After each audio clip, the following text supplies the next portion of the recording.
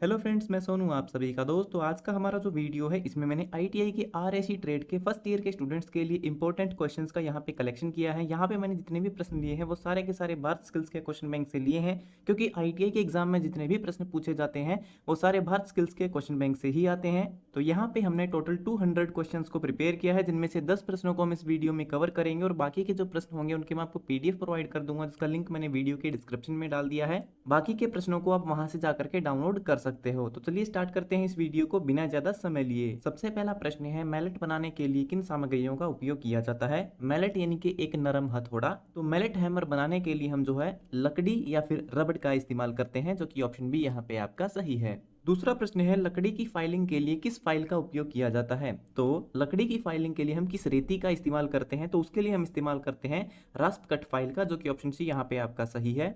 तीसरा प्रश्न है, कौन सा ऑपरेशन चल रहा है। तो यहाँ पे चित्र के अंदर आप देखोगे एक जॉब के अंदर आंतरिक होल में चूड़ियां बनाई जा रही हैं। तो किसी भी होल की आंतरिक चूड़ियां बनाने के लिए हम टैप का इस्तेमाल करते हैं। तो यहाँ पे जो आपको टूल दिखाई दे रहा है ये एक टैप है, और यहाँ पे जब चूड़ी बनाई जा रही है तो इस प्रोसेस को कहते हैं टैपिंग। तो इस प्रश्न का सही उत्तर होगा ऑप्शन सी। चौथा प्रश्न है, आग बुझाने में स्मूथरिंग क्या है। स्मूथरिंग का मतलब होता है हिंदी में दम घोटना, और दम तब घुटता है जब हमें ऑक्सीजन की आपूर्ति नहीं मिलती है। तो इस प्रश्न का जो सही उत्तर होगा वो होगा ऑप्शन डी, आग से ऑक्सीजन की आपूर्ति को काटना या फिर उसमें कटौती करना। पांचवा प्रश्न है, बैटरी सर्किट में इलेक्ट्रॉन कैसे प्रवाहित होते हैं। तो जो इलेक्ट्रॉन होते हैं वो बैटरी सर्किट के अंदर नेगेटिव पॉइंट से पॉजिटिव पॉइंट की तरफ जो है प्रवाहित होते हैं। तो सही उत्तर होगा ऑप्शन डी, नेगेटिव पोलरिटी से पॉजिटिव पोल की तरफ ये ट्रांसमिट होते हैं। छठा प्रश्न है, एसी को डीसी पावर सप्लाई में परिवर्तित करने की कौन सी प्रक्रिया शामिल है। तो एसी करंट को डीसी में बदलने के लिए हम वैसे तो रेक्टिफायर का इस्तेमाल करते हैं, और ये जो पूरी प्रक्रिया होती है इस प्रोसेस को हम कहते हैं रेक्टिफिकेशन, जो कि ऑप्शन डी यहाँ पे आपका सही है। सातवां प्रश्न है, कार्बाइड और पानी की रासायनिक प्रतिक्रिया से कौन सी गैस उत्पन्न होती है। तो जो कैल्शियम कार्बाइड होता है उसको जब हम पानी में मिलाते हैं तो एसिटिलीन नाम की एक गैस का निर्माण होता है, जो कि ऑप्शन सी यहाँ पे आपका सही है, जिसका इस्तेमाल हम बाद में गैस वेल्डिंग के लिए करते हैं। आठवां प्रश्न है, कॉपर ट्यूबिंग की कौन सी प्रक्रिया चल रही है।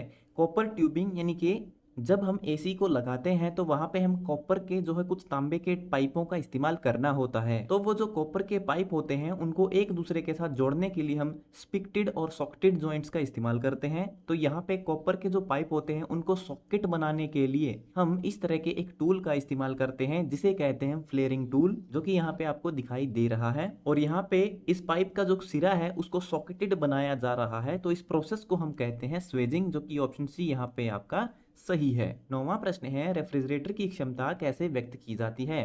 तो जब भी हम मार्केट में फ्रिज लेने जाते हैं तो जो दुकानदार होता है वो हमें कहता है कि आपको कितने लीटर का फ्रिज चाहिए, 50 लीटर का, 100 लीटर का, 150 लीटर का।